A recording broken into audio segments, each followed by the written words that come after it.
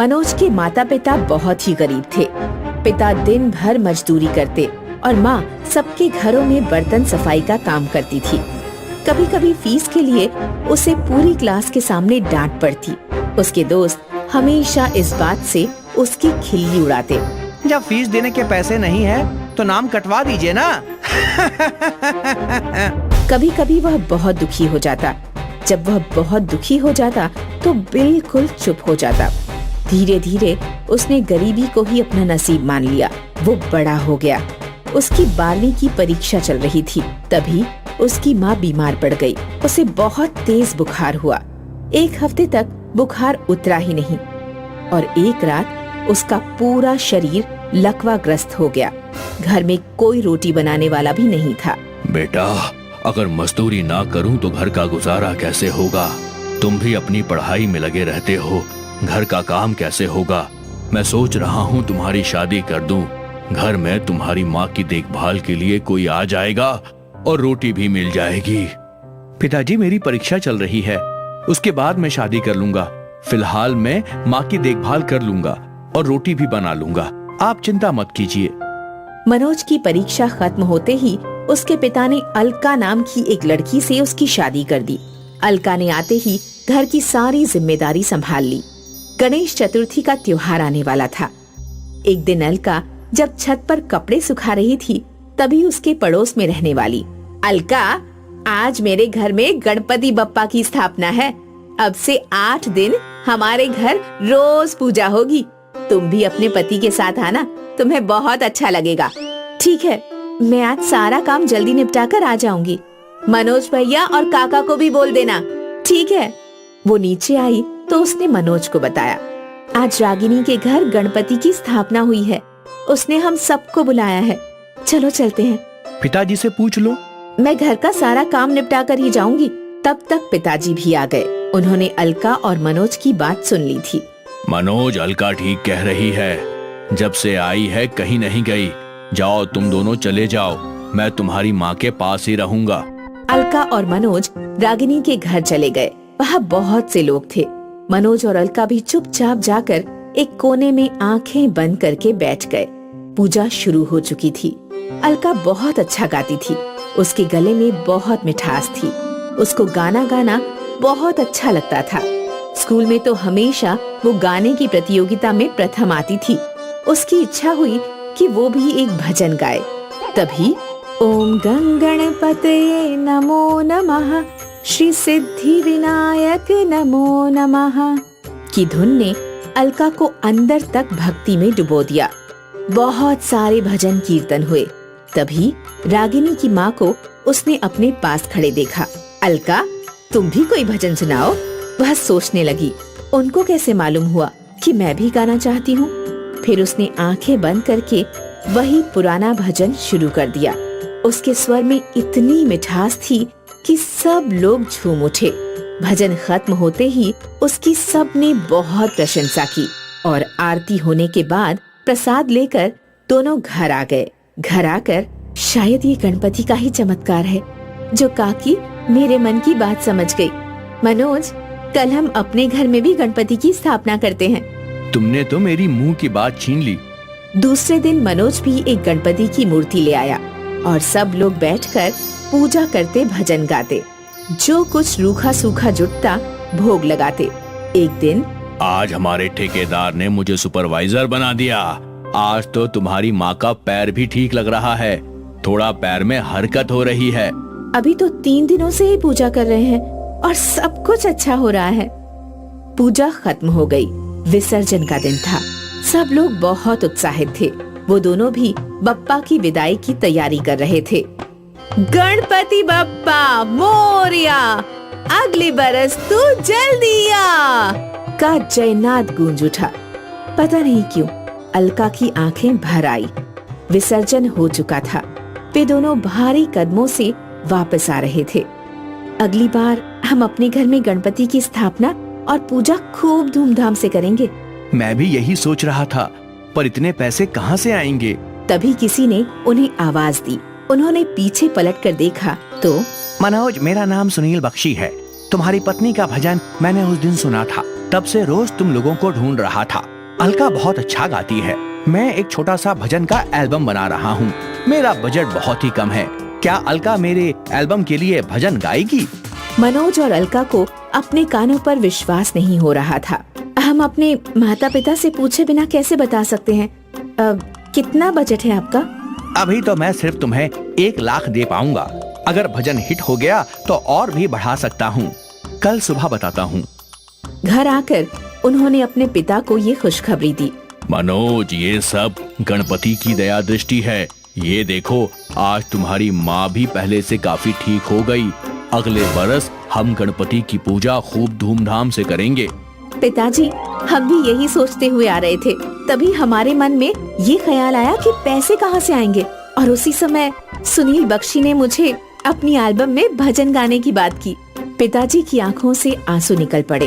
रात भर मनोज और अलका बेचैनी से करवटें बदलते रहे। दूसरे दिन ही सुबह सुबह सुनील बख्शी आ गया। उसने मनोज को 10,000 की गड्डी थमा दी। मनोज, मैं बड़ी उम्मीदें लेकर आया था। नहीं नहीं, आपको गणपति बप्पा ने हमारे पास भेजा है। अलका एल्बम के लिए भजन जरूर गाएगी।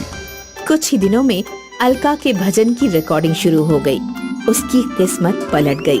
अब वह एक मशहूर भजन गायिका बन गई थी। उसके बाद वो हर साल अपने घर में अपने दोस्तों और रिश्तेदारों के साथ पूरा हफ्ता गणपति की धूमधाम से पूजा करते। गणपति भगवान की कृपा से उनकी माँ भी ठीक हो गई थी।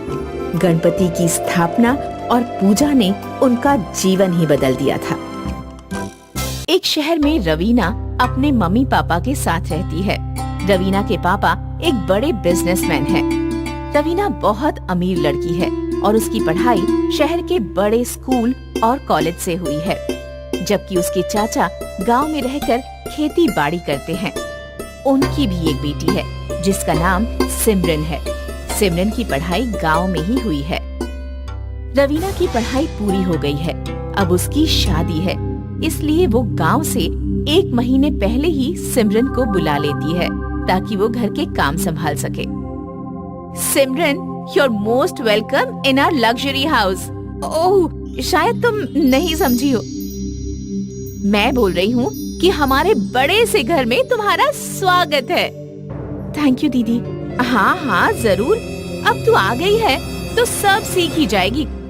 वैसे तूने गांव में इंग्लिश बोलना तो नहीं सीखा होगा, और तेरे पापा ने तुझे सरकारी स्कूल में ही पढ़ाया होगा। दीदी, गांव में सरकारी स्कूल ही होते हैं। हाँ हाँ, मैं समझ गई। वैसे भी औकात नहीं है तुम लोगों की कि प्राइवेट स्कूल में जा सको। दीदी, अंदर चलें? हाँ हाँ जरूर। रवीना सिमरन को अंदर लेकर चली जाती है और सिमरन के गरीब होने के कारण उसको खूब ताने देती है। सिमरन यहाँ सारा दिन काम करती है और फिर इनके ताने भी सुनती है, इसलिए सिमरन को आज रोना आ गया। पापा ने मुझे कहाँ भेज दिया, और मम्मी ने कहा है कि किसी को उल्टा जवाब नहीं देना, और ये रवीना तो अपनी सारी हदें पार कर चुकी है। भगवान, आपने मुझे इतना गरीब क्यों बनाया कि अपनी बहन भी मजाक बना रही है। तभी बाहर से रवीना आ जाती है। सिमरन, तुम अभी बिजी हो क्या? नहीं नहीं दीदी, मैं तो बिल्कुल बिजी नहीं हूँ, मैं तो फ्री हूँ। चलो तो फिर मार्केट चलते हैं, मेरे फ्रेंड्स भी आने वाले हैं, कुछ ढंग का पहन लेना। दीदी, मेरे पास तो सलवार सूट ही है, मैं इसके अलावा क्या पहनूं?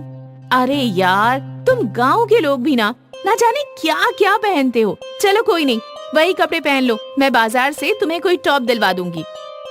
रवीना बाजार में सिमरन को लेकर शादी की शॉपिंग करने चली जाती है। रवीना सिमरन को लेकर सबसे पहले लहंगे की दुकान पर जाती है। मुझे तो ये लहंगा पसंद आ रहा है, इसकी कीमत पूरे 50,000 है। हाँ दीदी, ये देखने में भी बहुत सुंदर है। हाँ, लेकिन तू सिर्फ इसके ख्वाब ही देख सकती है, क्योंकि तेरी शादी भी सूट में ही होनी है। चलो ना दीदी, कहीं और चलते हैं। अरे, ये मेरी शादी की शॉपिंग हो रही है, ऐसे होता है क्या? कितनी जल्दी आओ और चले जाओ। ये शहर के बड़े बिजनेसमैन की बेटी रवीना की शादी है, किसी गांव के किसान की नहीं। दीदी, आप हर बात पर मेरे पापा की बेइज्जती क्यों करती हो? ओह, बाबू को बुरा लगा?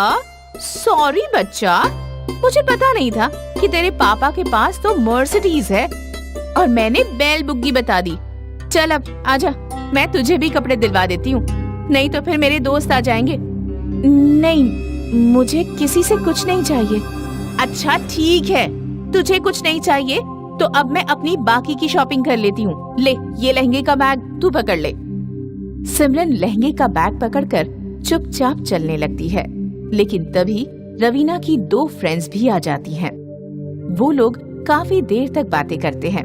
तभी उसकी एक फ्रेंड बोलती है, रवीना ये कौन है? यार आप लोग भी ना देखकर नहीं पहचान सकते? उसके कपड़े देखो, नौकरानी है वो मेरी, आज साथ ले आई ताकि मेरी हेल्प हो सके। हाँ यार, नौकरानी हो अगर तो कितना इजी हो जाता है ना सब करना। उनकी बातें सिमरन भी सुन लेती है और उसकी आंखों से आंसू आ जाते हैं। सिमरन सोच लेती है कि वो अब इस शहर में बिल्कुल नहीं रुकेगी। दीदी, मैं अपने गांव जा रही हूँ। हाँ हाँ चली जाना, मैं क्या तुझे रोक रही हूँ, लेकिन आज और रुक जा, क्योंकि लड़का मुझसे मिलने आ रहा है। बस तू छोटी बहन होने के नाते आज मेरी हेल्प कर दे। ठीक है, आज रुक जाती हूँ, लेकिन कल नहीं रुकूंगी। अगर तेरा यहाँ मन नहीं लग रहा तो मैं खुद तुझे छोड़ आऊंगी। वैसे इस घर में तेरे लिए मौज ही मौज है, कुछ कमी तो है नहीं। सिमरन रवीना की बात मान जाती है और शाम को लड़का विजय भी आ जाता है। सिमरन उसकी खूब देखभाल करती है। विजय चला जाता है और मंगनी की डेट भी फिक्स हो गई है, लेकिन सिमरन अपने घर नहीं गई और वो रवीना के पास ही रुक गई। फिर वो दिन भी आ गया जिसका सबको इंतजार था और रवीना के पापा ने बहुत अच्छी तैयारियां की। गांव से सिमरन के मम्मी पापा भी आ गए। अंगूठी पहनाने की रस्म शुरू हुई। मैं रवीना को अंगूठी नहीं पहना सकता। तुम्हारी हिम्मत कैसे हुई सभी लोगों के सामने ऐसे बात करने की? क्या तुम जानते नहीं कि मैं इस शहर के सबसे बड़े बिजनेसमैन की बेटी हूँ? मैं तुम्हारे बारे में सब कुछ जानता हूँ, इसलिए मना कर रहा हूँ। मैं सिमरन से शादी करूँगा। तुम्हारा दिमाग खराब है? तुम उसको जानते भी हो? मैं तुमसे पहले सिमरन को ही जानता था, और हाँ, ये सारा खेल हमने तुम्हारे घमंड को तोड़ने के लिए ही किया है। तुम पैसों से अमीर हो, लेकिन तुम धूल के बराबर हो, क्योंकि तुम्हारे पास कोई दिल नहीं है, और सिमरन सिर्फ पैसों से गरीब है, जबकि उसका दिल बहुत बड़ा है और वो गांव के सभी बच्चों को रोजाना फ्री में पढ़ाती भी है। उसका गांव में स्किल डेवलपमेंट का एक कोचिंग सेंटर है और वो भी बिल्कुल फ्री है। हम दोनों एक दूसरे को पहले से जानते हैं, बस तुम्हें तुम्हारी औकात दिखाने के लिए ये सब कुछ किया है। विजय और सिमरन की शादी हो जाती है और रवीना का घमंड चूर चूर हो जाता है।